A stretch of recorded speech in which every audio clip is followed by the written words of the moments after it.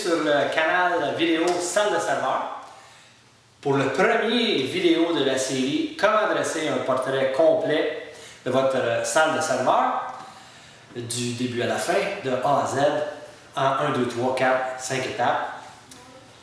Je suis Daniel Lorrain, si vous ne m'avez pas déjà rencontré, ingénieur de formation, naviguant dans les salles de serveurs depuis plus de 20 ans.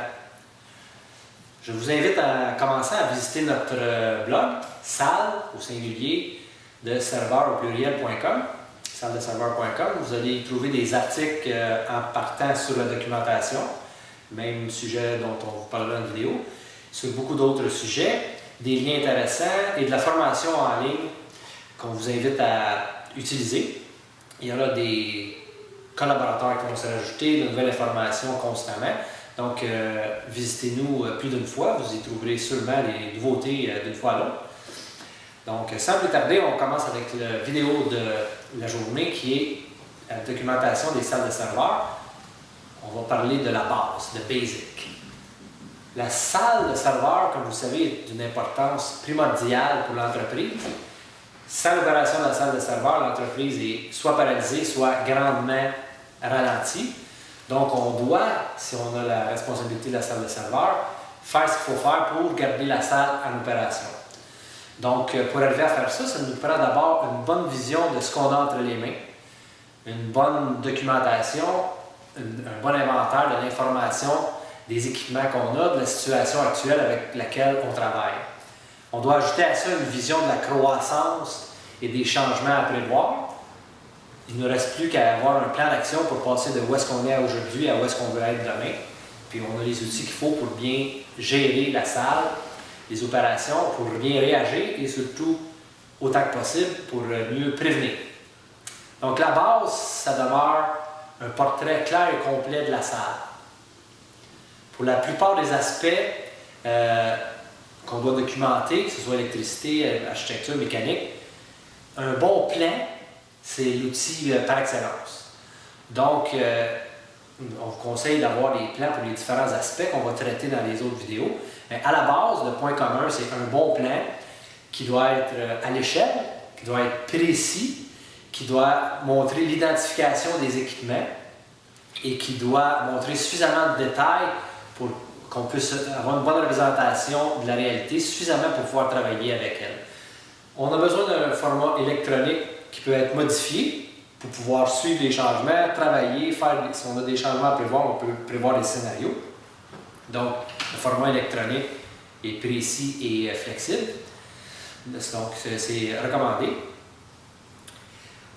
Il y a une question de langue aussi. Si on a des interventions à faire avec d'autres gens des entreprises qui ne parlent pas la même langue, on doit s'entendre sur quelle est la langue la plus pratique, le français, l'anglais ou l'espagnol à la limite.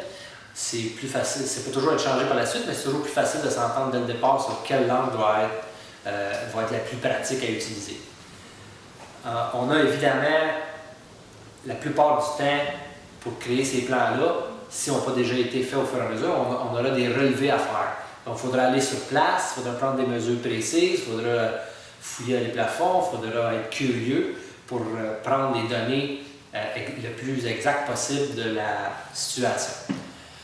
Ensuite de ça, on aura des dessins d'atelier aussi pour certains équipements, c'est-à-dire des croquis spécifiques à l'équipement pour nous montrer les dimensions de l'équipement, où sont les composantes, comment est construit l'équipement, typiquement pour les UPS, les climatiseurs, les appareils électriques.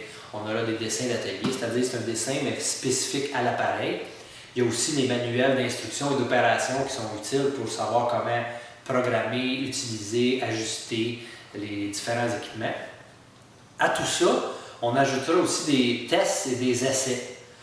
Parce qu'on a un plan, on a un manuel d'instruction, mais à partir de là, on assume que tout fonctionne comme ça devrait fonctionner. Mais l'expérience me dit, et vous avez sûrement vécu ça aussi, tant qu'on n'a pas fait une démonstration live de l'opération, on ne peut pas être 100% certain que ça fonctionne comme on pense. Donc, les essais sont importants. Si on pense qu'une telle séquence d'opération doit se produire, il faut la tester sur les lieux, en place, dans la réalité, pour voir que c'est bien comme ça que ça se passe. Donc, nous allons diviser les différents aspects de la salle en 5 sujets, si on veut. On va vous parler plus spécifiquement de l'aménagement. On va vous parler d'électricité. On va vous parler de la climatisation. On va vous parler aussi de tous les autres systèmes, accessoires, détection incendie, détection d'eau, etc. On va conclure avec le programme d'entretien et de soutien de la salle.